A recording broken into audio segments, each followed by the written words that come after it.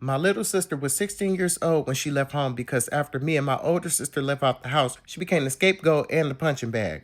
She was extremely talented at track and she ended up getting billed. So once they got to a point where my sister just wasn't taking the shit no more, she was labeled as a bad and out of control kid. My sister ended up running away, going to stay with her dad, who was never in her life. And he took her in only because he thought that he can get out of his child support balance. So once he figures out that he would still owe that money, he treated her like shit. One of their neighbors ended up getting evicted. She needed school clothes. He telling her to go through the pile of clothes and pick out what she wanted to wear. We're only a year and a half apart. I did not have any resources to help at first.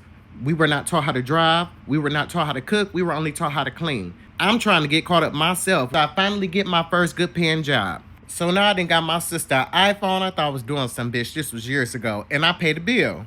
And she would just call and she would just cry to me about everything going on. And I would feel so bad because it was nothing that I could do. But my sister's really not doing nothing wrong. I mean, she's an A and B student. She's a track star, everything. But you have a person who's constantly making you feel like you're doing something wrong. You're being accused of having sex and you're a virgin. And when you finally do fall in love with the person she's still married to this day, and she ended up losing her virginity, this person ended up telling everybody her business. It made her seem like a whore. So now there's this perception of her out there with the family that she is this whole out of control running away, and people don't know what's going on in the house.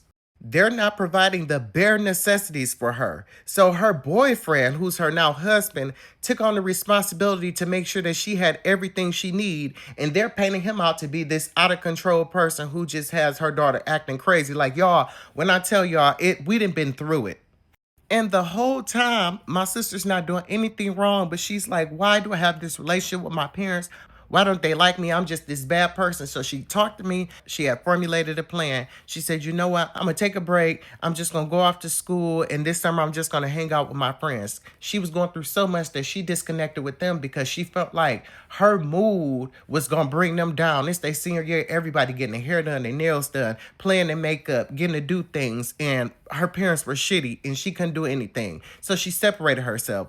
And everybody thought that she did this for this guy, not knowing what's going on because we were so brainwashed. What happens in my house stays in my house, right?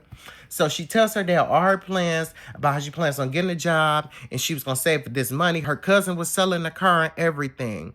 And her dad comes up with this whole story, ships her off to her godmom's house for the summer. She was locked away for 2 months. She couldn't do nothing, as she said. So her friends went off to school. There was no closure. They literally thought that she stopped talking to them for a guy. That's how fucked up they were. And that wasn't the worst part, but this video getting kind of long, so I guess I got to do a part 3, child.